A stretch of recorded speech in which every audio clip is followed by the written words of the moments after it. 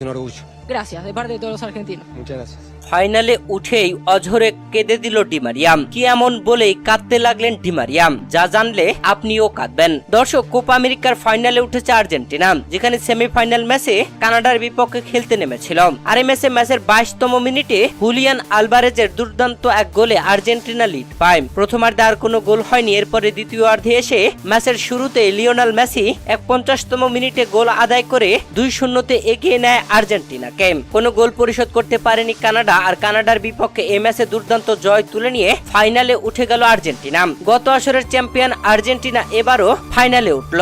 চ্যাম্পিয়নের দ্বার প্রান্তে থাকা দল, আর এমন মুহূর্তে ডি মারিয়ার মনে ভেসে উঠল আর্জেন্টিনা ছাড়ার কথা। দর্শক, সময় ফুরিয়ে আছে অ্যাঞ্জেলো ডি মারিয়া ও লিওনেল মেসির। হয়তো ফাইনাল ম্যাচটা খেলে লিওনেল মেসিও ডি মারিয়ার মতো অবসরের ঘোষণা দিয়ে দিবেন। ডি মারিয়া তো আগেই ঘোষণা দিয়েছেন তিনি আর আর্জেন্টিনার জার্সিতে খেলবেন না। এবারের কোপা আমেরিকার ম্যাচই হবে ডি মারিয়ার শেষ ম্যাচ। আর যে ম্যাচটা এবার এসে পড়লো ফাইনাল ম্যাচে। আর আজ ফাইনালে উঠেই ম্যাচ শেষে যখন সাংবাদিকরা প্রশ্ন করেন, তখন ওই অ্যাঞ্জেলো ডি মারিয়া বলেন, যাই হোক না কেন, কোনো ব্যাপার না, আমার সময় ফুরিয়ে আছে। আর একটা ম্যাচের পর এই জার্সি তুলে রাখবো, আমি এই জার্সিটির জন্য জীবন দিতে প্রস্তুত। দর্শক, ডি মারিয়ার মুখ থেকে এমন কথা যখন বের হচ্ছিল, অঝরেই চোখের কোণা দিয়ে জল টপ টপ করে বয়ে পড়লো অ্যাঞ্জেলো ডি মারিয়ার।